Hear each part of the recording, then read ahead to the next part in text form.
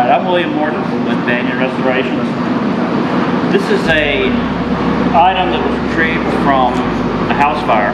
It didn't receive any burns, but it was all sooty and it smelled like smoke. So anyway, it's made of mahogany, so it's pretty sturdy when it comes to stuff like that.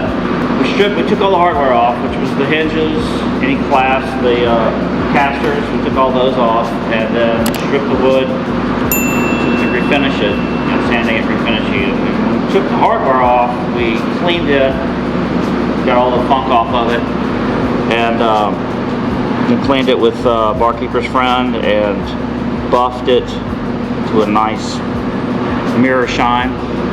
So I'm in the process right now of replacing all the hinges and the casters and the hardware, putting the thing back together after it's been stained and clear